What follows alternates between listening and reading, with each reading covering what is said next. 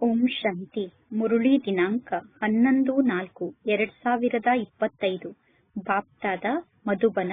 ಮಧುರ ಮಕ್ಕಳೇ, ಈಗ ಈ ನಾಟಕ ಪೂರ್ಣ ಆಗುತ್ತಿದೆ. ನೀವೀಗ ವಾಪಸ್ ಮನೆಗೆ ಹೋಗಬೇಕು. ಆದ್ದರಿಂದ ಈ ಜಗತ್ತಿನ ಬಗ್ಗೆ ಇರುವಂತಹ ಮಮತ್ವವನ್ನು ಸಮಾಪ್ತಿ ಮಾಡಿಕೊಳ್ಳಿ. ನೀವೀಗ ಮನೆಯನ್ನು ನೆನಪು ಮಾಡಿ ಮತ್ತು ಹೊಸ ರಾಜ್ಯವನ್ನು ನೆನಪು ಮಾಡಿ. ಇಂದಿನ ಪ್ರಶ್ನೆಯಾಗಿದೆ, ಯಾವಾಗ ದಾನಕ್ಕೆ ಮಹತ್ವ ಇರುತ್ತದೆ? ಎಂತಹ ಮಕ್ಕಳಿಗೆ ದಾನದ ಪ್ರತಿಫಲ ಪ್ರಾಪ್ತಿಯಾಗುತ್ತದೆ? ಉತ್ತರ: ದಾನದ ರೂಪದಲ್ಲಿ ನೀಡಿದಂತಹ ವಸ್ತುವಿನ ಬಗ್ಗೆ ಮಮತ್ವ ಇರಬಾರದು, ಆಗ ದಾನಕ್ಕೆ ಮಹತ್ವ ಇರುತ್ತದೆ. ಒಂದು ವೇಳೆ ದಾನದ ರೂಪದಲ್ಲಿ ನೀಡಿದಂತಹ ವಸ್ತುವಿನ ನೆನಪು ಬಂದರೆ ಅದರ ಪ್ರತಿಫಲ ನಿಮಗೆ ಪ್ರಾಪ್ತಿಯಾಗಲು ಸಾಧ್ಯ ಇಲ್ಲ. ಮುಂದಿನ ಜನ್ಮದಲ್ಲಿ ಪ್ರತಿಫಲ ಸಿಗಲಿ ಎಂದು ಎಲ್ಲರೂ ದಾನವನ್ನು ಮಾಡುತ್ತಾರೆ. ಆದ್ದರಿಂದ ಈ ಜನ್ಮದಲ್ಲಿ ನಿಮ್ಮ ಬಳಿ ಏನೆಲ್ಲ ಇದೆಯೋ ಆ ಎಲ್ಲಾ ವಸ್ತುವಿನ ಬಗ್ಗೆ ಮಮತ್ವವನ್ನು ಸಮಾಪ್ತಿ ಮಾಡಿಕೊಳ್ಳಿ. ನಿಮಿತ್ತರಾಗಿ, ಟ್ರಸ್ಟಿಗಳಾಗಿ ಎಲ್ಲವನ್ನೂ ಸಂಪಾಲನೆ ಮಾಡಿ. ಈಗ ಇಲ್ಲಿ ನೀವು ನಿಮ್ಮ ಸರ್ವಸ್ವವನ್ನು ಈಶ್ವರನ ಸೇವೆಯಲ್ಲಿ ತೊಡಗಿಸುತ್ತೀರಾ. ಈಶ್ವರಿಯ ಹಾಸ್ಪಿಟಲ್ ಅಥವಾ ಈಶ್ವರಿಯ ಕಾಲೇಜನ್ನು ತೆರೆಯುತ್ತೀರಾ. ಅದರ ಮೂಲಕ ಅನೇಕರ ಕಲ್ಯಾಣ ಆಗುತ್ತದೆ. ಅದರ ಪ್ರತಿಫಲ 21 ಜನ್ಮಕ್ಕೋಸ್ಕರ ನಿಮಗೆ ಪ್ರಾಪ್ತಿಯಾಗುತ್ತದೆ. ಓಂ ಶಾಂತಿ. ಈಗ ಮಕ್ಕಳಿಗೆ ನಿಮ್ಮ ಮನೆಯ ನೆನಪಿದೆ ತಾನೆ? ನಿಮ್ಮ ರಾಜ್ಯದಾನಿಯ ನೆನಪಿದೆ ತಾನೆ? ಯಾವಾಗ ನೀವು ಇಲ್ಲಿ ತಂದೆಯ ಸಮ್ಮುಖದಲ್ಲಿ ಕುಳಿತುಕೊಳ್ಳುತ್ತೀರೋ ಆಗ ಹೊರಗಡೆ ಜಗತ್ತಿನ ಮನೆ, ಮಠ, ಉದ್ಯೋಗ, ವ್ಯವಹಾರ ಮುಂತಾದದ್ದರ ವಿಚಾರ ನಿಮ್ಮ ಮನಸ್ಸಿನಲ್ಲಿ ಬರಬಾರದು. ಕೇವಲ ನಿಮಗೆ ನಿಮ್ಮ ಮನೆಯ ನೆನಪೇ ಬರಬೇಕು. ಈಗ ಈ ಹಳೆಯ ಜಗತ್ತಿನಿಂದ ಹೊಸ ಜಗತ್ತಿಗೆ ನಾವು ರಿಟರ್ನ್ ಹೋಗುತ್ತೇವೆ. ಈಗ ಈ ಹಳೆಯ ಜಗತ್ತು ಸಮಾಪ್ತಿಯಾಗುತ್ತದೆ. ಈ ಅಗ್ನಿಯಲ್ಲಿ ಎಲ್ಲವೂ ಸ್ವಾಹ ಆಗುತ್ತದೆ. ಅಂದ ಮೇಲೆ ಈ ಕಣ್ಣಿನಿಂದ ನೀವು ಏನೆಲ್ಲವನ್ನು ನೋಡುತ್ತಿದ್ದೀರೋ ಅದೆಲ್ಲವೂ ಸಮಾಪ್ತಿಯಾಗುತ್ತದೆ. ಈ ಕಣ್ಣಿನಿಂದ ನೀವು ಎಷ್ಟೆಲ್ಲಾ ಮಿತ್ರ ಸಂಬಂಧಿಗಳನ್ನು ನೋಡುತ್ತಿದ್ದೀರೋ ಎಲ್ಲರೂ ಸಮಾಪ್ತಿಯಾಗಲೇಬೇಕು. ಈ ಜ್ಞಾನ ಪರಮಾತ್ಮ ತಂದೆ ಆತ್ಮರಿಗೆ ತಿಳಿಸುತ್ತಾರೆ. ಮಕ್ಕಳಾದ ನೀವು ಈಗ ವಾಪಸ್ ನಿಮ್ಮ ಮನೆಗೆ ಹೋಗಬೇಕು. ಈಗ ನಾಟಕ ಪೂರ್ಣ ಆಗುತ್ತಾ ಇದೆ. ಇದು 5000 ವರ್ಷದ ಚಕ್ರ ಆಗಿದೆ. ಈ ಜಗತ್ತಂತೂ ಸದಾ ಇರುತ್ತದೆ. ಆದರೆ ಈ ನಾಟಕ ಚಕ್ರದ ಒಂದು ಸರ್ಕಲ್ ಮುಗಿಯಲು 5000 ವರ್ಷ ಬೇಕಾಗುತ್ತದೆ. ಎಷ್ಟೆಲ್ಲಾ ಆತ್ಮರು ಈಗ ಈ ಸೃಷ್ಟಿಯಲ್ಲಿ ಇದ್ದಾರೋ ಎಲ್ಲಾ ಆತ್ಮರು ವಾಪಸ್ ಮನೆಗೆ ಹೋಗುತ್ತಾರೆ. ಈ ಹಳೆಯ ಜಗತ್ತು ಸಮಾಪ್ತಿಯಾಗುತ್ತದೆ. ಪರಮಾತ್ಮ ತಂದೆ ಪ್ರತಿಯೊಂದು ಮಾತನ್ನು ಎಷ್ಟು ಚೆನ್ನಾಗಿ ಮಕ್ಕಳಿಗೆ ತಿಳಿಸುತ್ತಾರೆ. ಕೆಲವರು ಜಿಪುಣರಾಗಿರುತ್ತಾರೆ. ಯಾರು ಜಿಪುಣರಾಗಿದ್ದಾರೋ ಅವರು ತಮ್ಮ ಆಸ್ತಿಯನ್ನು ವ್ಯರ್ಥವಾಗಿ ಕಳೆದುಕೊಳ್ಳುತ್ತಾರೆ. ಭಕ್ತಿ ಮಾರ್ಗದಲ್ಲೂ ಕೂಡ ಭಕ್ತರು ದಾನ ಪುಣ್ಯವನ್ನು ಮಾಡುತ್ತಾರೆ ತಾನೆ. ಕೆಲವರು ಧರ್ಮಶಾಲೆಯನ್ನು ಕಟ್ಟಿಸುತ್ತಾರೆ, ಕೆಲವರು ಹಾಸ್ಪಿಟಲ್ ಅನ್ನು ಕಟ್ಟಿಸುತ್ತಾರೆ. ಅವರು ಬುದ್ಧಿಯಿಂದ ತಿಳಿದುಕೊಳ್ಳುತ್ತಾರೆ, ನಾವೇನು ಧರ್ಮಶಾಲೆ ಅಥವಾ ಹಾಸ್ಪಿಟಲ್ ಅನ್ನು ನಿರ್ಮಾಣ ಮಾಡುತ್ತಿದ್ದೇವೆ, ಇದರ ಫಲ ಮುಂದಿನ ಜನ್ಮದಲ್ಲಿ ನಮಗೆ ಪ್ರಾಪ್ತಿಯಾಗುತ್ತದೆ ಎಂದು. ಯಾವುದೇ ಆಸ್ತಿಯನ್ನು ಇಟ್ಟುಕೊಳ್ಳದೆ ಅನಾಸಕ್ತರಾಗಿ ಯಾರು ದಾನವನ್ನು ಮಾಡಲು ಸಾಧ್ಯ ಇಲ್ಲ. ಯಾವುದೇ ಆಸೆಯನ್ನು ಇಟ್ಟುಕೊಳ್ಳದೆ ಅನಾಸಕ್ತ ರೂಪದಲ್ಲಿ ಯಾರು ಜಗತ್ತಿನಲ್ಲಿ ದಾನವನ್ನು ಮಾಡುವುದಿಲ್ಲ. ಅನೇಕರು ಹೇಳುತ್ತಾರೆ, ನಾನು ಫಲದ ಇಚ್ಛೆಯನ್ನು ಇಟ್ಟುಕೊಂಡು ದಾನವನ್ನು ಮಾಡುತ್ತಿಲ್ಲ ಎಂದು.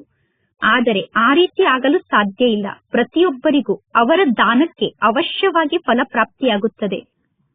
ತಿಳಿದುಕೊಳ್ಳಿ, ಕೆಲವರ ಬಳಿ ಹಣ ಇರುತ್ತದೆ. ಅವರು ಆ ಹಣವನ್ನು ಧರ್ಮದ ಕಾರ್ಯಕ್ಕೆ ದಾನವಾಗಿ ನೀಡುತ್ತಾರೆ. ದಾನವಾಗಿ ನೀಡಿದ ನಂತರ ಮುಂದಿನ ಜನ್ಮದಲ್ಲಿ ಅದರ ಫಲ ನಮಗೆ ಸಿಗುತ್ತದೆ ಅನ್ನುವ ವಿಚಾರ ಅವರ ಬುದ್ಧಿಯಲ್ಲಿ ಇರುತ್ತದೆ. ದಾನದ ರೂಪದಲ್ಲಿ ಯಾವ ವಸ್ತುವನ್ನು ನೀಡಿದ್ದೀರೋ ಆ ವಸ್ತುವಿನ ಬಗ್ಗೆ ಒಂದು ವೇಳೆ ಮಮತ್ವ ಜಾಗೃತ ಆದರೆ, ಇದು ನನ್ನ ವಸ್ತು ಅನ್ನುವುದು ನೆನಪಿಗೆ ಬಂದರೆ ನೀವು ತಿಳಿದುಕೊಳ್ಳಿ, ಪುನಃ ಮುಂದಿನ ಜನ್ಮದಲ್ಲಿ ಅದರ ಫಲ ನಿಮಗೆ ಸಿಗುವುದಿಲ್ಲ. ಮುಂದಿನ ಜನ್ಮಕ್ಕೋಸ್ಕರ ಎಲ್ಲರೂ ದಾನವನ್ನು ಮಾಡುತ್ತಾರೆ. ನಿಮಗೆ ಮುಂದಿನ ಜನ್ಮದಲ್ಲಿ ಫಲ ಸಿಗುತ್ತದೆ ಅಂದ ಮೇಲೆ ಪುನಃ ಈ ಜನ್ಮದಲ್ಲಿ ನೀವು ಏಕೆ ಮಮತ್ವವನ್ನು ಇಟ್ಟುಕೊಳ್ಳುತ್ತೀರಾ? ನಿಮಗೆ ನಿಮ್ಮ ಬಳಿ ಇರುವಂತಹ ವಸ್ತುವಿನ ಬಗ್ಗೆ ಇರುವ ಮಮತ್ವ ಸಮಾಪ್ತಿಯಾಗಬೇಕು. ಆದ್ದರಿಂದ ಪರಮಾತ್ಮ ತಂದೆ ನಿಮ್ಮನ್ನು ಟ್ರಸ್ಟಿಗಳನ್ನಾಗಿ ಮಾಡುತ್ತಾರೆ, ಅಂದರೆ ನಿಮಿತ್ತರನ್ನಾಗಿ ಮಾಡುತ್ತಾರೆ. ಕೆಲವರು ಬಹಳ ದೊಡ್ಡ ಶ್ರೀಮಂತರ ಮನೆಯಲ್ಲಿ ಜನ್ಮವನ್ನು ತೆಗೆದುಕೊಳ್ಳುತ್ತಾರೆ. ಯಾರು ಶ್ರೀಮಂತರ ಮನೆಯಲ್ಲಿ ಜನ್ಮವನ್ನು ತೆಗೆದುಕೊಂಡಿದ್ದಾರೋ ಅವರನ್ನು ನೋಡಿ ಎಲ್ಲರೂ ಹೇಳುತ್ತಾರೆ, ಹಿಂದಿನ ಜನ್ಮದಲ್ಲಿ ಇವರು ಒಳ್ಳೆಯ ಕರ್ಮವನ್ನು ಮಾಡಿದ್ದಾರೆ. ಕೆಲವರು ರಾಜಾರಾಣಿಯ ಮನೆಯಲ್ಲಿ ಜನ್ಮವನ್ನು ಪಡೆದುಕೊಳ್ಳುತ್ತಾರೆ, ಏಕೆಂದರೆ ಅವರು ದಾನ ಪುಣ್ಯವನ್ನು ಮಾಡಿದ್ದಾರೆ. ಆದರೆ ಅದು ಅಲ್ಪ ಕಾಲದ ಒಂದು ಜನ್ಮದ ಮಾತಾಗಿದೆ. ಈಗ ನೀವು ಇಲ್ಲಿ ಈ ಜ್ಞಾನದ ಶಿಕ್ಷಣವನ್ನು ಕಲಿಯುತ್ತಿದ್ದೀರಾ. ನಿಮಗೆ ಗೊತ್ತಿದೆ, ಈ ಶಿಕ್ಷಣದ ಮೂಲಕ ನಾವು ಈ ರೀತಿ ದೇವತೆಗಳಾಗಬೇಕು. ಅಂದ ಮೇಲೆ ನಾವು ದೈವಿ ಗುಣವನ್ನು ಧಾರಣೆ ಮಾಡಿಕೊಳ್ಳಬೇಕು.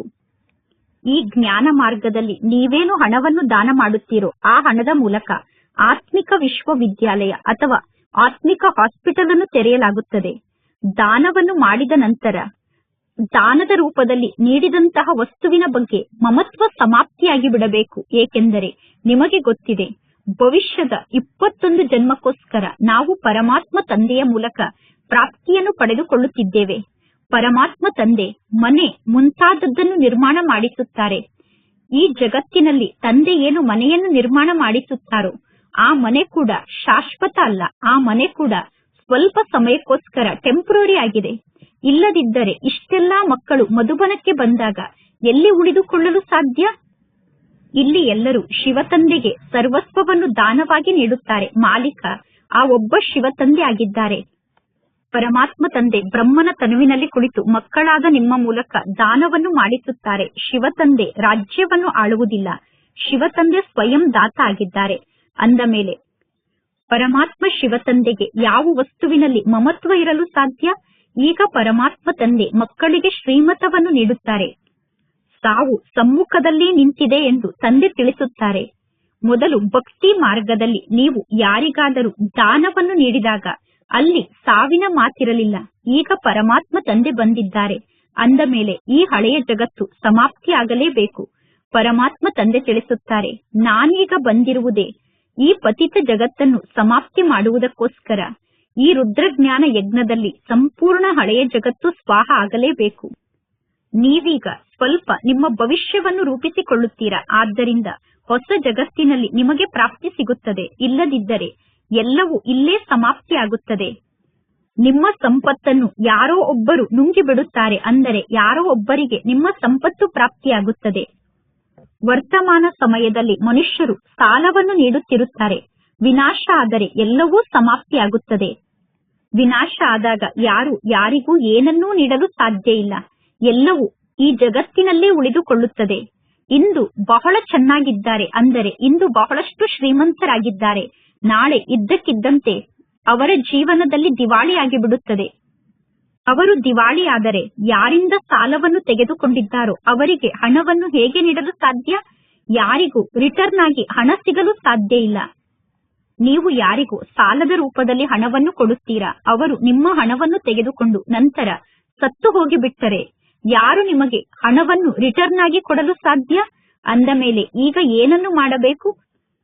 ಭಾರತದ 21 ಜನ್ಮದ ಕಲ್ಯಾಣಕ್ಕೋಸ್ಕರ ನಿಮ್ಮ ಹಣವನ್ನು ದಾನವಾಗಿ ನೀಡಬೇಕು ಮತ್ತು 21 ಜನ್ಮಕ್ಕೋಸ್ಕರ ಸ್ವಯಂನ ಕಲ್ಯಾಣವನ್ನು ಮಾಡಿಕೊಳ್ಳಲು ನಿಮ್ಮ ಹಣವನ್ನು ಪರಮಾತ್ಮ ತಂದೆಯ ಸೇವೆಯಲ್ಲಿ ತೊಡಗಿಸಬೇಕು. ನೀವೀಗ ನಿಮಗೋಸ್ಕರ ಎಲ್ಲವನ್ನೂ ಮಾಡುತ್ತಿದ್ದೀರಾ. ನಿಮಗೆ ಗೊತ್ತಿದೆ, ಪರಮಾತ್ಮ ತಂದೆಯ ಶ್ರೀಮತದಂತೆ ನಡೆದು ನಾವು ಶ್ರೇಷ್ಠ ಪದವಿಯನ್ನು ಪಡೆದುಕೊಳ್ಳುತ್ತೇವೆ ಎಂದು. ಆ ಶ್ರೇಷ್ಠ ಪದವಿ ಸಿಕ್ಕಾಗ 21 ಜನ್ಮಕ್ಕೋಸ್ಕರ ನಮಗೆ ಸುಖ ಶಾಂತಿ ಪ್ರಾಪ್ತಿಯಾಗುತ್ತದೆ. ಅಂದ ಮೇಲೆ ಇದಕ್ಕೆ ಶಿವತಂದೆಯ ಅವಿನಾಶಿ ಆತ್ಮಿಕ ಹಾಸ್ಪಿಟಲ್ ಮತ್ತು ಅವಿನಾಶಿ ವಿಶ್ವವಿದ್ಯಾಲಯ ಎಂದು ಕರೆಯಲಾಗುತ್ತದೆ. ಈ ಹಾಸ್ಪಿಟಲ್ ಮತ್ತು ವಿಶ್ವವಿದ್ಯಾಲಯದ ಮೂಲಕ ಆರೋಗ್ಯ, ಸಂಪತ್ತು ಮತ್ತು ಖುಷಿ ಪ್ರಾಪ್ತಿಯಾಗುತ್ತದೆ. ಕೆಲವರ ಜೀವನದಲ್ಲಿ ಆರೋಗ್ಯ ಇದೆ, ಅವರು ಆರೋಗ್ಯವಂತರಾಗಿದ್ದರೂ ಕೂಡ ಅವರ ಬಳಿ ಸಂಪತ್ತಿಲ್ಲ. ಸಂಪತ್ತಿಲ್ಲ ಅಂದ ಮೇಲೆ ಅವರ ಜೀವನದಲ್ಲಿ ಖುಷಿ ಇರಲು ಸಾಧ್ಯ ಇಲ್ಲ. ಯಾರ ಜೀವನದಲ್ಲಿ ಆರೋಗ್ಯ ಮತ್ತು ಸಂಪತ್ತು ಎರಡೂ ಇದೆಯೋ ಅವರು ಖುಷಿಯಲ್ಲಿ ಇರುತ್ತಾರೆ. ಪರಮಾತ್ಮ ತಂದೆ 21 ಜನ್ಮಕ್ಕೋಸ್ಕರ ನಿಮಗೆ ಆರೋಗ್ಯ ಮತ್ತು ಸಂಪತ್ತು ಎರಡನ್ನೂ ನೀಡುತ್ತಾರೆ. ಪರಮಾತ್ಮ ತಂದೆ ತಿಳಿಸುತ್ತಾರೆ, 21 ಜನ್ಮಕ್ಕೋಸ್ಕರ ನೀವೀಗ ಜಮಾ ಮಾಡಿಕೊಳ್ಳಬೇಕು. 21 ಜನ್ಮಕ್ಕೋಸ್ಕರ ಸಂಪಾದನೆಯನ್ನು ಜಮಾ ಮಾಡಿಕೊಳ್ಳಲು ಯುಕ್ತಿಯನ್ನು ರಚನೆ ಮಾಡುವುದು ಮಕ್ಕಳ ಕೆಲಸ ಆಗಿದೆ. ಪರಮಾತ್ಮ ತಂದೆ ಬಂದ ತಕ್ಷಣ ಬಡ ಮಕ್ಕಳ ಅದೃಷ್ಟ ಬೆಳಗುತ್ತದೆ. ಪರಮಾತ್ಮ ತಂದೆ ಬಡವರ ಬಂಧು ಆಗಿದ್ದಾರೆ. ಶ್ರೀಮಂತರ ಅದೃಷ್ಟದ ಮಾತು ಇಲ್ಲಿ ಇಲ್ಲ. ಪರಮಾತ್ಮ ತಂದೆ ಶ್ರೀಮಂತರ ಅದೃಷ್ಟವನ್ನು ಬೆಳಗಿಸುವ ಮಾತನ್ನು ಇಲ್ಲಿ ಮಾತನಾಡುವುದಿಲ್ಲ. ಈ ಸಮಯದಲ್ಲಿ ಭಾರತ ದೇಶ ಎಲ್ಲಾ ದೇಶಕ್ಕಿಂತ ಬಹಳಷ್ಟು ಬಡ ದೇಶ ಆಗಿದೆ. ಯಾರೆಲ್ಲ ಶ್ರೀಮಂತರಾಗಿದ್ದರೋ ಅವರೇ ಈಗ ಬಡವರಾಗಿದ್ದಾರೆ. ಈ ಸಮಯದಲ್ಲಿ ಎಲ್ಲರೂ ಪಾಪಾತ್ಮರಾಗಿದ್ದಾರೆ. ಎಲ್ಲಿ ಪುಣ್ಯಾತ್ಮರಿದ್ದಾರೋ ಅಲ್ಲಿ ಒಬ್ಬರೂ ಪಾಪಾತ್ಮರಿರುವುದಿಲ್ಲ. ಸತ್ಯುಗ ಸತೋ ಪ್ರಧಾನ ಜಗತ್ತಾಗಿದೆ. ಈ ಕಲಿಯುಗ ತಮೋ ಪ್ರಧಾನ ಜಗತ್ತಾಗಿದೆ. ನೀವೀಗ ಸತೋ ಪ್ರಧಾನರಾಗುವುದಕ್ಕೋಸ್ಕರ ಪುರುಷಾರ್ಥವನ್ನು ಮಾಡುತ್ತಿದ್ದೀರಾ. ಪರಮಾತ್ಮ ತಂದೆ ಮಕ್ಕಳಿಗೆ ಸ್ಮೃತಿಯನ್ನು ತಂದು ಕೊಡುತ್ತಾರೆ. ನೀವೀಗ ತಿಳಿದುಕೊಂಡಿದ್ದೀರಾ, ಅವಶ್ಯವಾಗಿ ನಾವೇ ಸ್ವರ್ಗದ ನಿವಾಸಿಗಳಾಗಿದ್ದೆವು. ನಂತರ ನಾವೇ 84 ಜನ್ಮವನ್ನು ಪಡೆದುಕೊಂಡಿದ್ದೇವೆ. ಇನ್ನು 84 ಲಕ್ಷ ಯೋನಿ ಎಂದು ಹೇಳುವುದು ಅಸತ್ಯ ಮಾತಾಗಿದೆ. ಇಷ್ಟೊಂದು ಜನ್ಮದಲ್ಲಿ ಪ್ರಾಣಿಯ ಯೋನಿಯಲ್ಲಿ ಇದ್ದು ನಂತರ ಅಂತ್ಯದಲ್ಲಿ ಮನುಷ್ಯರ ಪದವಿ ನಿಮಗೆ ಸಿಗುತ್ತದೆಯೇನು? ಇಲ್ಲ, ಮನುಷ್ಯರು ಮನುಷ್ಯರಾಗೇ ಹುಟ್ಟುತ್ತಾರೆ. ಅಂದ ಮೇಲೆ ಈಗ ನಾವು ವಾಪಸ್ ಎಲ್ಲಿಗೆ ಹೋಗಬೇಕು? ಈಗ ನಾವು ಮನೆಗೆ ವಾಪಸ್ ಹೋಗಬೇಕು. ಪರಮಾತ್ಮ ತಂದೆ ತಿಳಿಸುತ್ತಾರೆ, ಸಾವು ಸಮ್ಮುಖದಲ್ಲೇ ನಿಂತಿದೆ. ಇನ್ನು 40,000 ವರ್ಷದವರೆಗೆ, 50,000 ವರ್ಷದವರೆಗೆ ಈ ಕಲಿಯುಗ ಇರಲು ಸಾಧ್ಯ ಇಲ್ಲ. ಮನುಷ್ಯರು ಘೋರವಾದ ಅಂಧಕಾರದಲ್ಲಿ ಇದ್ದಾರೆ. ಆದ್ದರಿಂದ ಎಲ್ಲರಿಗೂ ಕಲ್ಲು ಬುದ್ಧಿಯವರು ಎಂದು ಕರೆಯಲಾಗುತ್ತದೆ. ನೀವೀಗ ಕಲ್ಲು ಬುದ್ಧಿಯವರಿಂದ ಪಾರಸ ಬುದ್ಧಿಯವರಾಗುತ್ತೀರಾ.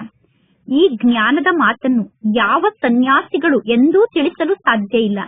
ಈಗ ನಿಮಗೆ ಪರಮಾತ್ಮ ತಂದೆ ಸ್ಮೃತಿಯನ್ನು ತಂದು ಕೊಡುತ್ತಿದ್ದಾರೆ. ನೀವೀಗ ವಾಪಸ್ ಮನೆಗೆ ಹೋಗಬೇಕು. ಎಷ್ಟು ಸಾಧ್ಯವೋ ಅಷ್ಟು ನಿಮ್ಮ ಬ್ಯಾಗೇಜ್ ಅನ್ನು ನೀವೀಗ ಟ್ರಾನ್ಸ್ಫರ್ ಮಾಡಿಕೊಳ್ಳಿ. ಅಂದರೆ ನಿಮ್ಮ ಸರ್ವಸ್ವವನ್ನು ಸತ್ಯುಗಕ್ಕೋಸ್ಕರ ಟ್ರಾನ್ಸ್ಫರ್ ಮಾಡಿಬಿಡಿ. ಪರಮಾತ್ಮ ತಂದೆ ಎಲ್ಲವನ್ನೂ ಈಗ ನೀವು ತೆಗೆದುಕೊಳ್ಳಿ. ಸತ್ಯುಗದಲ್ಲಿ 21 ಜನ್ಮಕ್ಕೋಸ್ಕರ ನಿಮ್ಮ ಮೂಲಕ ನಾನು ಸರ್ವಸ್ವವನ್ನೂ ಪಡೆದುಕೊಳ್ಳುತ್ತೇನೆ ಎಂದು ತಂದೆಗೆ ಹೇಳಬೇಕು. ಈ ಬ್ರಹ್ಮ ತಂದೆ ಕೂಡ ಭಕ್ತಿ ಮಾರ್ಗದಲ್ಲಿ ದಾನ ಪುಣ್ಯವನ್ನು ಮಾಡುತ್ತಿದ್ದರು. ಬ್ರಹ್ಮ ತಂದೆಗೆ ದಾನವನ್ನು ಮಾಡುವ ವಿಷಯದಲ್ಲಿ ಬಹಳಷ್ಟು ಆಸಕ್ತಿ ಇತ್ತು. ವ್ಯಾಪಾರಿಗಳು ಧರ್ಮದ ಕಾರ್ಯಕ್ಕೋಸ್ಕರ ದಾನವನ್ನು ಮಾಡುವುದಕ್ಕೋಸ್ಕರ ಪ್ರತಿದಿನ 2 ಪೈಸೆಯನ್ನು ದಾನದ ಹೆಸರಿನಲ್ಲಿ ಇಡುತ್ತಾರೆ. ಈ ಬ್ರಹ್ಮ ತಂದೆ ಪ್ರತಿದಿನ ದಾನವನ್ನು ಮಾಡುವುದಕ್ಕೋಸ್ಕರ 1 ಆಣೆಯನ್ನು ಇಡುತ್ತಿದ್ದರು. ಅಂದರೆ 1 ಆಣೆ ಪ್ರತಿದಿನ ಬ್ರಹ್ಮ ತಂದೆ ದಾನದ ರೂಪದಲ್ಲಿ ನೀಡುತ್ತಿದ್ದರು. ಯಾರೇ ನಿಮ್ಮ ಮನೆಯ ಬಾಗಿಲಿಗೆ ಬಂದರೂ ಅವರು ಖಾಲಿ ಕೈಯಲ್ಲಿ ವಾಪಸ್ ಹೋಗಬಾರದು ಎಂದು ಹೇಳುತ್ತಾರೆ. ಈಗ ಭಗವಂತ ತಂದೆ ನಿಮ್ಮ ಸಮ್ಮುಖಕ್ಕೆ ಬಂದಿದ್ದಾರೆ, ಭಗವಂತ ತಂದೆ ನಿಮ್ಮ ಮನೆಯ ಬಾಗಿಲಿಗೆ ಬಂದಿದ್ದಾರೆ ಅನ್ನುವುದು ಯಾರಿಗೂ ಗೊತ್ತಿಲ್ಲ. ಮನುಷ್ಯರು ದಾನ ಪುಣ್ಯವನ್ನು ಮಾಡುತ್ತಾ ಮಾಡುತ್ತಾ ಸತ್ತು ಹೋಗುತ್ತಾರೆ. ಮನುಷ್ಯರು ದಾನವನ್ನು ಮಾಡುತ್ತಾ ಸತ್ತು ಹೋದರೆ ನಂತರ ಅವರಿಗೆ ಪ್ರಾಪ್ತಿಯಲ್ಲಿ ಸಿಗುತ್ತದೆ. ಮನುಷ್ಯರು ಪವಿತ್ರರಾಗುವುದಿಲ್ಲ. ಮನುಷ್ಯರು ಪರಮಾತ್ಮ ತಂದೆಯ ಜೊತೆಗೆ ಪ್ರೀತಿಯನ್ನು ಜೋಡಣೆ ಮಾಡುವುದಿಲ್ಲ. ಪರಮಾತ್ಮ ತಂದೆ ತಿಳಿಸಿದ್ದಾರೆ, ಯಾದವರು ಮತ್ತು ಕೌರವರು ಇದ್ದಾರೆ. ಯಾದವರು ಮತ್ತು ಕೌರವರು ವಿನಾಶ ಕಾಲದಲ್ಲಿ ವಿಪರೀತ ಬುದ್ಧಿವುಳ್ಳವರಾಗಿದ್ದಾರೆ. ಪಾಂಡವರು ವಿನಾಶ ಕಾಲದಲ್ಲಿ ಪ್ರೀತಿ ಬುದ್ಧಿವುಳ್ಳವರಾಗಿದ್ದಾರೆ. ಯುರೋಪ್ನಲ್ಲಿರುವಂತಹ ಎಲ್ಲಾ ಯಾದವರು ಬಾಂಬ್ಸ್ ಮುಂತಾದದ್ದನ್ನು ತಯಾರು ಮಾಡುತ್ತಿರುತ್ತಾರೆ. ಶಾಸ್ತ್ರದಲ್ಲಿ ಎಂತೆಂತಹ ಮಾತನ್ನು ಬರೆದಿದ್ದಾರೆ. ನಾಟಕದ ಪ್ಲಾನ್ನ ಅನುಸಾರ ಅನೇಕ ಶಾಸ್ತ್ರಗಳು ನಿರ್ಮಾಣ ಆಗಿದೆ. ಈ ಜ್ಞಾನ ಮಾರ್ಗದಲ್ಲಿ ಪ್ರೇರಣೆಯ ಮಾತೇ ಇಲ್ಲ. ಪ್ರೇರಣೆ ಅಂದರೆ ವಿಚಾರ ಆಗಿದೆ. ಇನ್ನು ಪ್ರೇರಣೆಯ ಮೂಲಕ ಪರಮಾತ್ಮ ತಂದೆ ಶಿಕ್ಷಣವನ್ನು ಕಲಿಸುತ್ತಾರೇನು? ಇಲ್ಲ.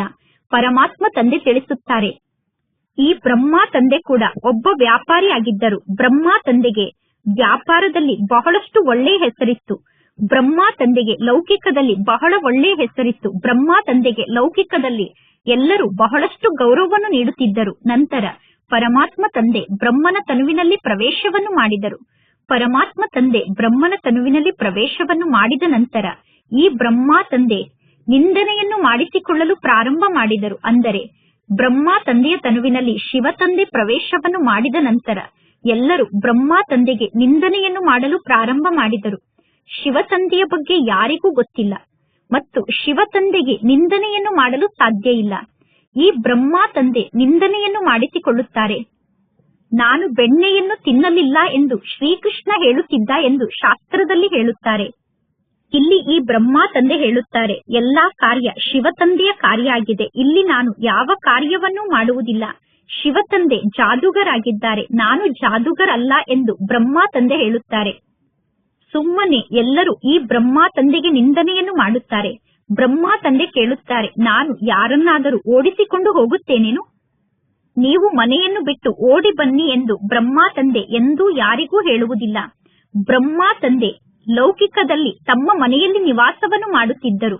ಎಲ್ಲರೂ ತಮ್ಮಷ್ಟಕ್ಕೆ ತಾವೇ ಶಿವ ತಂದೆಯ ಬಳಿ ಓಡೋಡಿ ಬಂದರು. ಆದರೆ ವ್ಯರ್ಥವಾಗಿ ಬ್ರಹ್ಮ ತಂದೆಯ ಮೇಲೆ ದೋಷವನ್ನು ಹೊರಿಸಿದರು. ಅಂದರೆ ಸುಮ್ಮನೆ ಎಲ್ಲರೂ ಬ್ರಹ್ಮ ತಂದೆಗೆ ದೋಷವನ್ನು ಹೊರಿಸಿ ಬ್ರಹ್ಮ ತಂದೆಗೆ ನಿಂದನೆಯನ್ನು ಮಾಡಿದರು. ಬ್ರಹ್ಮ ತಂದೆಗೆ ಎಷ್ಟೊಂದು ನಿಂದನೆಯನ್ನು ಮಾಡಿದ್ದಾರೆ. ಎಂತೆಂತಹ ಮಾತನ್ನು ಶಾಸ್ತ್ರದಲ್ಲಿ ಬರೆದಿದ್ದಾರೆ. ಪರಮಾತ್ಮ ತಂದೆ ತಿಳಿಸುತ್ತಾರೆ, ಕಲ್ಪದ ನಂತರ ಪುನಃ ಈ ಎಲ್ಲಾ ಮಾತು ನಡೆಯುತ್ತದೆ. ಇದು ಸಂಪೂರ್ಣ ಜ್ಞಾನದ ಮಾತಾಗಿದೆ. ಇಂತಹ ಜ್ಞಾನದ ಮಾತನ್ನು ಯಾವ ಮನುಷ್ಯರೂ ತಿಳಿಸಲು ಸಾಧ್ಯ ಇಲ್ಲ. ಅದರಲ್ಲೂ ಬ್ರಿಟಿಷ್ ಗವರ್ಮೆಂಟ್ನ ರಾಜ್ಯದ ಸಮಯದಲ್ಲಿ ಇಷ್ಟೊಂದು ಜನ ಮಾತೆಯರು, ಕನ್ಯರು ಒಂದು ಸ್ಥಾನದಲ್ಲಿ ಬಂದು ಕುಳಿತರೂ ಕೂಡ ಯಾರು ಏನನ್ನೂ ಮಾಡಲು ಸಾಧ್ಯ ಆಗಲಿಲ್ಲ. ಕೆಲವರ ಸಂಬಂಧಿಗಳು ಬ್ರಹ್ಮ ತಂದೆಯ ಸಮ್ಮುಖಕ್ಕೆ ಬರುತ್ತಿದ್ದರು. ಬ್ರಹ್ಮ ತಂದೆಯ ಸಮ್ಮುಖಕ್ಕೆ ಮಕ್ಕಳ ಸಂಬಂಧಿಗಳು ಬಂದರೂ ಕೂಡ ಗವರ್ಮೆಂಟ್ನವರು ಅವರನ್ನು ಓಡಿಸಿ ಬಿಡುತ್ತಿದ್ದರು. ಬ್ರಹ್ಮ ತಂದೆ ಸ್ವಯಂ ಹೇಳುತ್ತಿದ್ದರು, ನಿಮ್ಮ ಮಕ್ಕಳಿಗೆ ನೀವು ಬೇಕಾದರೆ ತಿಳುವಳಿಕೆಯನ್ನು ನೀಡಿ ಇಲ್ಲಿಂದ ಅವರನ್ನು ವಾಪಸ್ ಮನೆಗೆ ಕರೆದುಕೊಂಡು ಹೋಗಿ ಎಂದು. ನಿಮ್ಮ ಮಕ್ಕಳನ್ನು ನೀವು ಮನೆಗೆ ಕರೆದುಕೊಂಡು ಹೋಗಬೇಡಿ ಎಂದು ನಾನೇನು ಹೇಳುವುದಿಲ್ಲ ಎಂದು ಬ್ರಹ್ಮ ತಂದೆ ಹೇಳುತ್ತಿದ್ದರು. ಆದರೆ ತಮ್ಮ ಮಕ್ಕಳನ್ನು ವಾಪಸ್ ಮನೆಗೆ ಕರೆದುಕೊಂಡು ಹೋಗುವ ಸಾಹಸ ಯಾರಲ್ಲೂ ಇರಲಿಲ್ಲ. ಏಕೆಂದರೆ ಇಲ್ಲಿ ಪರಮಾತ್ಮ ಶಿವ ತಂದೆಯ ಶಕ್ತಿ ಇತ್ತು. ಆ ಶಕ್ತಿ ಇಲ್ಲಿ ಕಾರ್ಯವನ್ನು ಮಾಡುತ್ತಿತ್ತು. ಇದೇನು ಹೊಸ ಮಾತಲ್ಲ. ಕಲ್ಪದ ನಂತರ ಪುನಃ ಈ ಎಲ್ಲಾ ಮಾತು ನಡೆಯುತ್ತದೆ. ಈ ಬ್ರಹ್ಮ ತಂದೆ ಕಲ್ಪದ ನಂತರ ಪುನಃ ನಿಂದನೆಯನ್ನು ಮಾಡಿಸಿಕೊಳ್ಳಬೇಕಾಗುತ್ತದೆ. ದ್ರೌಪದಿಯ ಮಾತಿದೆ ತಾನೆ. ಈ ಸಮಯದಲ್ಲಿ ಎಲ್ಲರೂ ದ್ರೌಪದಿಯರಾಗಿದ್ದಾರೆ ಮತ್ತು ಎಲ್ಲರೂ ದುಶ್ಯಾಸನ ಆಗಿದ್ದಾರೆ. ಇದು ಒಬ್ಬರ ಮಾತಲ್ಲ. ಶಾಸ್ತ್ರದಲ್ಲಿ ಇಷ್ಟೆಲ್ಲಾ ಅಸತ್ಯ ಮಾತನ್ನು ಯಾರು ಬರೆದರು? ಪರಮಾತ್ಮ ತಂದೆ ತಿಳಿಸುತ್ತಾರೆ, ಇದೆಲ್ಲವೂ ನಾಟಕದಲ್ಲಿ ಫಿಕ್ಸ್ ಆಗಿದೆ. ಆತ್ಮದ ಜ್ಞಾನ ಜಗತ್ತಿನಲ್ಲಿ ಯಾರಿಗೂ ಗೊತ್ತಿಲ್ಲ. ಎಲ್ಲರೂ ಸಂಪೂರ್ಣ ದೇಹಾಭಿಮಾನಕ್ಕೆ ವಶ ಆಗಿದ್ದಾರೆ. ಆತ್ಮ ಅಭಿಮಾನಿ ಆಗುವ ಮಾತಿನಲ್ಲಿ ಪರಿಶ್ರಮ ಇದೆ. ರಾವಣ ಎಲ್ಲರನ್ನೂ ಸಂಪೂರ್ಣ ಉಲ್ಟಾ ಮಾಡಿಬಿಟ್ಟಿದ್ದಾನೆ. ಪರಮಾತ್ಮ ತಂದೆ ಬಂದು ಎಲ್ಲರನ್ನೂ ಸರಿಪಡಿಸುತ್ತಾರೆ. ಆತ್ಮ ಅಭಿಮಾನಿ ಆದಾಗ ನಾನು ಆತ್ಮ ಆಗಿದ್ದೇನೆ ಅನ್ನುವ ಸ್ಮೃತಿ ಸ್ವತಃ ಇರುತ್ತದೆ. ಈ ದೇಹ ಒಂದು ವಾದ್ಯ ಆಗಿದೆ. ಆತ್ಮ ನುಡಿಸುವುದಕ್ಕೋಸ್ಕರ ಈ ದೇಹ ಒಂದು ವಾದ್ಯ ಆಗಿದೆ. ಈಗ ಈ ದೇಹ ಒಂದು ವಾದ್ಯ ಅನ್ನುವ ಸ್ಮೃತಿ ಇದ್ದರೆ ನಿಮ್ಮಲ್ಲಿ ದೈವಿ ಗುಣಗಳು ಧಾರಣೆ ಆಗುತ್ತಾ ಹೋಗುತ್ತದೆ. ನೀವೀಗ ಯಾರಿಗೂ ದುಃಖವನ್ನು ನೀಡಲು ಸಾಧ್ಯ ಇಲ್ಲ. ಭಾರತದಲ್ಲಿ ಈ ಲಕ್ಷ್ಮೀನಾರಾಯಣರ ರಾಜ್ಯ ಇತ್ತು. ಇದು 5000 ವರ್ಷದ ಮಾತಾಗಿದೆ. ಒಂದು ವೇಳೆ ಯಾರಾದರೂ ಇದು ಲಕ್ಷಾಂತರ ವರ್ಷದ ಮಾತು ಎಂದು ಹೇಳಿದರೂ ಕೂಡ ಅವರು ಘೋರವಾದ ಅಂಧಕಾರದಲ್ಲಿ ಇದ್ದಾರೆ ಎಂದು ಅರ್ಥ. ನಾಟಕದ ಅನುಸಾರ ಯಾವಾಗ ಸಮಯ ಪೂರ್ಣ ಆಗುತ್ತದೆಯೋ ಆಗ ಪರಮಾತ್ಮ ತಂದೆ ಪುನಃ ಬರುತ್ತಾರೆ. ನಾಟಕದ ಅನುಸಾರ ಈಗ ಸಮಯ ಪೂರ್ಣ ಆಗಿದೆ, ಆದ್ದರಿಂದ ಪರಮಾತ್ಮ ತಂದೆ ಬಂದಿದ್ದಾರೆ. ಈಗ ಪರಮಾತ್ಮ ತಂದೆ ತಿಳಿಸುತ್ತಾರೆ, ನೀವೀಗ ನನ್ನ ಶ್ರೀಮತದಂತೆ ನಡೆಯಿರಿ. ಸಾವು ಸಮ್ಮುಖದಲ್ಲೇ ನಿಂತಿದೆ. ಒಂದು ವೇಳೆ ಈ ಸಮಯದಲ್ಲಿ ನಿಮ್ಮ ಆಂತರ್ಯದಲ್ಲಿ ಯಾವುದಾದರೂ ಆಸೆ ಇದ್ದರೆ ಆ ಆಸೆ ಹಾಗೇ ಉಳಿದುಕೊಳ್ಳುತ್ತದೆ. ಎಲ್ಲರೂ ಸಾಯಲೇಬೇಕು. ಇದು ಅದೇ ಮಹಾಭಾರತ ಯುದ್ಧ ಆಗಿದೆ. ಈಗ ನೀವು ಎಷ್ಟು ಜಾಸ್ತಿ ನಿಮ್ಮ ಕಲ್ಯಾಣವನ್ನು ಮಾಡಿಕೊಳ್ಳುತ್ತೀರೋ ಅಷ್ಟು ಒಳ್ಳೆಯದು. ನೀವೀಗ ನಿಮ್ಮ ಕಲ್ಯಾಣವನ್ನು ಮಾಡಿಕೊಳ್ಳದೇ ಇದ್ದರೆ ನೀವು ಖಾಲಿ ಕೈಯಲ್ಲಿ ವಾಪಸ್ ಮನೆಗೆ ಹೋಗುತ್ತೀರಾ. ಇಡೀ ಜಗತ್ತಿನ ಜನ ಖಾಲಿ ಕೈಯಲ್ಲೇ ವಾಪಸ್ ಮನೆಗೆ ಹೋಗುತ್ತಾರೆ. ಕೇವಲ ಮಕ್ಕಳಾದ ನೀವು ಕೈಯನ್ನು ತುಂಬಿಕೊಂಡು ವಾಪಸ್ ಮನೆಗೆ ಹೋಗುತ್ತೀರಾ. ಅಂದರೆ ಧನವಂತರಾಗಿ ವಾಪಸ್ ಮನೆಗೆ ಹೋಗುತ್ತೀರಾ. ಈ ಎಲ್ಲಾ ಜ್ಞಾನದ ಮಾತನ್ನು ಅರ್ಥ ಮಾಡಿಕೊಳ್ಳಲು ನಿಮ್ಮ ಬುದ್ಧಿ ಬಹಳಷ್ಟು ವಿಶಾಲ ಬುದ್ಧಿ ಆಗಿರಬೇಕು. ಜಗತ್ತಿನಲ್ಲಿ ಎಷ್ಟೋ ಧರ್ಮದ ಮನುಷ್ಯರಿದ್ದಾರೆ. ಪ್ರತಿಯೊಬ್ಬರ ಕರ್ತವ್ಯ ಬೇರೆ ಬೇರೆ ಆಗಿದೆ. ಪ್ರತಿಯೊಬ್ಬರು ತಮ್ಮ ತಮ್ಮದೇ ಆದ ಕರ್ತವ್ಯವನ್ನು ಮಾಡುತ್ತಾರೆ. ಒಬ್ಬರ ಪಾತ್ರದಂತೆ ಈ ಸೃಷ್ಟಿಯಲ್ಲಿ ಇನ್ನೊಬ್ಬರ ಪಾತ್ರ ಇರಲು ಸಾಧ್ಯ ಇಲ್ಲ. ಪ್ರತಿಯೊಬ್ಬರ ಶಾರೀರಿಕ ಚಿತ್ರ ಬೇರೆ ಬೇರೆ ಆಗಿದೆ. ಈ ಜಗತ್ತಿನಲ್ಲಿ ಎಷ್ಟೊಂದು ಜನ ಇದ್ದಾರೆ. ಎಲ್ಲರ ಶಾರೀರಿಕ ಚಿತ್ರ ಬೇರೆ ಆಗಿದೆ. ಇದೆಲ್ಲವೂ ನಾಟಕದಲ್ಲಿ ಫಿಕ್ಸ್ ಆಗಿದೆ. ಇದೆಲ್ಲ ಅದ್ಭುತವಾದ ಮಾತಾಗಿದೆ. ಈಗ ಪರಮಾತ್ಮ ತಂದೆ ತಿಳಿಸುತ್ತಾರೆ, ಸ್ವಯಂ ಅನ್ನು ಆತ್ಮ ಎಂದು ತಿಳಿದುಕೊಳ್ಳಿ. ಆತ್ಮನಾದ ನಾನು 84 ಜನ್ಮದ ಚಕ್ರದಲ್ಲಿ ಬರುತ್ತೇನೆ. ಈಗ ಆತ್ಮನಾದ ನಾನು ಈ ನಾಟಕದಲ್ಲಿ ಪಾತ್ರಧಾರಿ ಆಗಿದ್ದೇನೆ. ಈ ನಾಟಕದಿಂದ ಆತ್ಮನಾದ ನಾನು ಮುಕ್ತ ಆಗಲು ಸಾಧ್ಯ ಇಲ್ಲ. ಈ ನಾಟಕ ಚಕ್ರದಿಂದ ನನಗೆ ಮೋಕ್ಷ ಸಿಗಲು ಸಾಧ್ಯ ಇಲ್ಲ. ನೀವು ಮೋಕ್ಷ ಸಿಗಬೇಕು ಎಂದು ಪ್ರಯತ್ನ ಪಟ್ಟರೂ ಕೂಡ ಆ ಪ್ರಯತ್ನ ವ್ಯರ್ಥ ಆಗುತ್ತದೆ. ಪರಮಾತ್ಮ ತಂದೆ ತಿಳಿಸುತ್ತಾರೆ, ಯಾರೂ ಕೂಡ ಈ ನಾಟಕದಿಂದ ಮುಕ್ತ ಆಗಲು ಸಾಧ್ಯ ಇಲ್ಲ. ಮತ್ತು ಅನ್ಯರನ್ನು ಈ ನಾಟಕದಲ್ಲಿ ಸೇರಿಸಲು ಕೂಡ ಸಾಧ್ಯ ಇಲ್ಲ. ಈ ನಾಟಕದಿಂದ ಯಾರನ್ನೂ ಮುಕ್ತ ಮಾಡಲು ಸಾಧ್ಯ ಇಲ್ಲ ಮತ್ತು ಈ ನಾಟಕದಲ್ಲಿ ಅನ್ಯರನ್ನು ಯಾಡ್ ಮಾಡಲು ಸಾಧ್ಯ ಇಲ್ಲ. ಈ ಸಂಪೂರ್ಣ ಜ್ಞಾನ ಎಲ್ಲರ ಬುದ್ಧಿಯಲ್ಲೂ ಇರಲು ಸಾಧ್ಯ ಇಲ್ಲ. ಇಡೀ ದಿನ ಜ್ಞಾನದ ಚಿಂತನೆ ನಡೆಯುತ್ತಿರಬೇಕು. 1 ಗಳಿಗೆಯವರೆಗೆ, ಅರ್ಧ ಗಳಿಗೆಯವರೆಗೆ ಈ ಜ್ಞಾನವನ್ನು ನೆನಪು ಮಾಡಿಕೊಳ್ಳಿ ಮತ್ತು ತಂದೆಯನ್ನು ನೆನಪು ಮಾಡಿ. ನಂತರ ಆ ಅಭ್ಯಾಸವನ್ನು ವೃದ್ಧಿ ಮಾಡಿಕೊಳ್ಳುತ್ತಾ ಹೋಗಿ.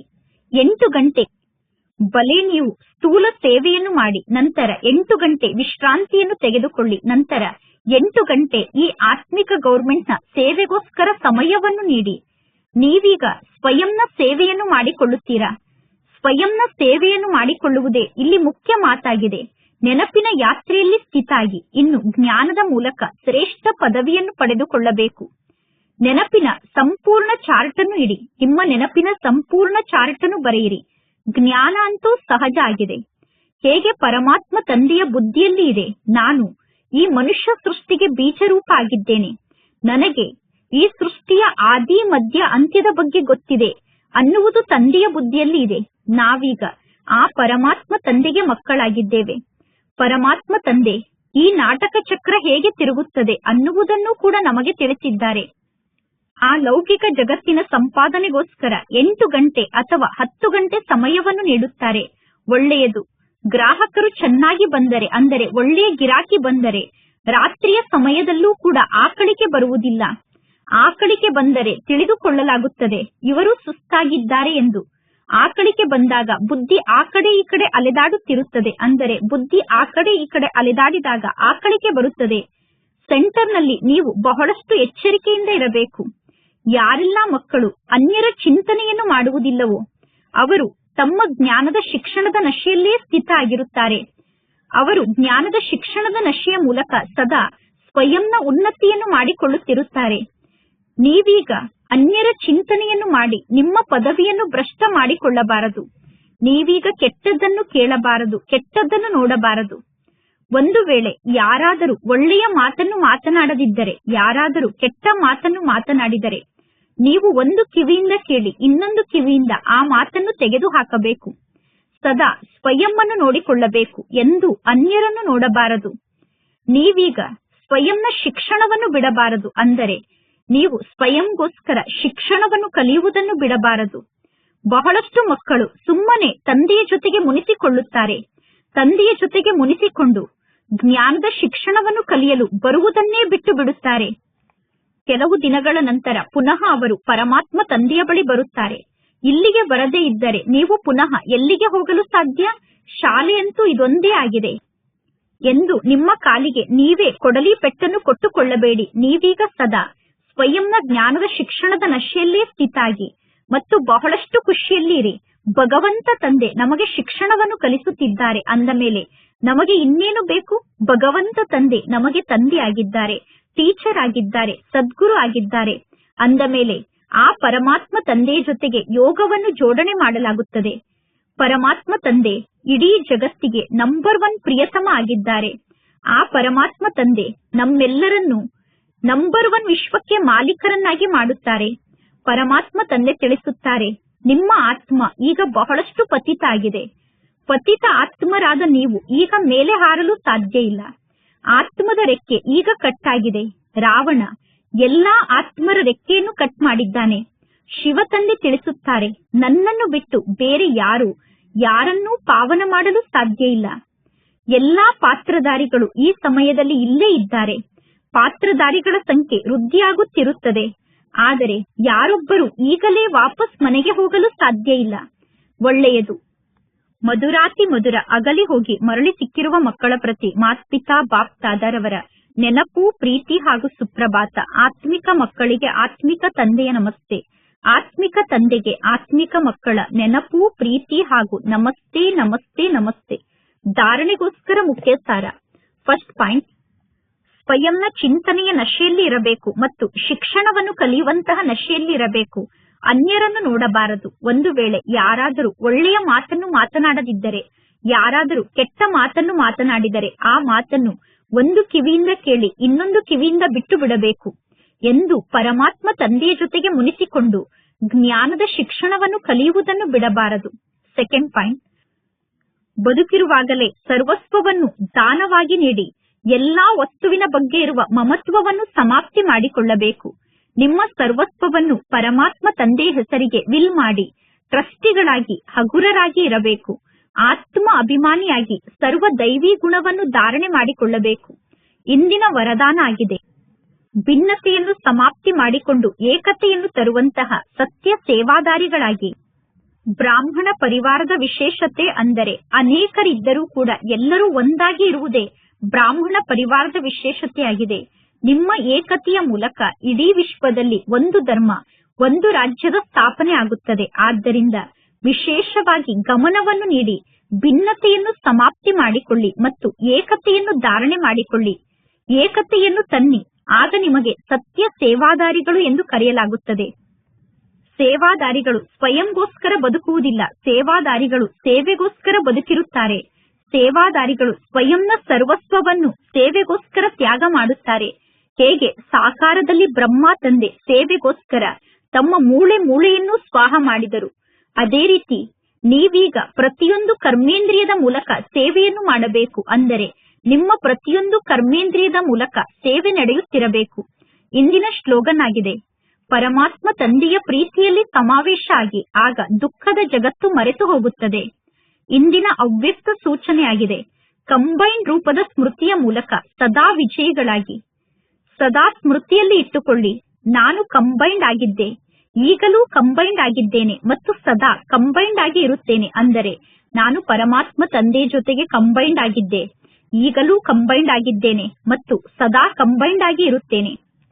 ಅನೇಕ ಬಾರಿ ಪರಮಾತ್ಮ ತಂದೆಯ ಜೊತೆಗೆ ಕಂಬೈನ್ಡ್ ರೂಪದಲ್ಲಿ ಸ್ಥಿತ ಆಗಿರುವ ನನ್ನನ್ನು ತಂದೆಯಿಂದ ಅಗಲಿಸುವಂತಹ ಶಕ್ತಿ ಯಾರಲ್ಲೂ ಇಲ್ಲ. ಪ್ರೀತಿಯ ಸಂಕೇತ ಅಂದರೆ ಕಂಬೈನ್ಡ್ ಆಗಿ ಇರುವುದು. ಇಲ್ಲಿ ಆತ್ಮ ಮತ್ತು ಪರಮಾತ್ಮ ತಂದೆ ಜೊತೆಗೆ ಇದ್ದಾರೆ. ಪರಮಾತ್ಮ ತಂದೆ ಎಲ್ಲಾ ಸ್ಥಾನದಲ್ಲೂ ಜೊತೆಯನ್ನು ನಿಭಾಯಿಸುತ್ತಾರೆ ಮತ್ತು ಪ್ರತಿಯೊಬ್ಬರ ಜೊತೆಗೆ ಕಂಬೈನ್ ರೂಪದ ಮೂಲಕ ಪ್ರೀತಿಯ ರೀತಿಯನ್ನು ನಿಭಾಯಿಸುವಂತವರು ಪರಮಾತ್ಮ ತಂದೆಯಾಗಿದ್ದಾರೆ. ಪ್ರತಿಯೊಂದು ಮಗುವಿನ ಜೊತೆಗೆ ಕಂಬೈನ್ಡ್ ಆಗಿ ಅಲ್ಲಿ ಪ್ರೀತಿಯ ರೀತಿಯನ್ನು ನಿಭಾಯಿಸುವಂತವರು ಪರಮಾತ್ಮ ತಂದೆಯಾಗಿದ್ದಾರೆ. ಒಳ್ಳೆಯದು. ಓಂ ಶಾಂತಿ.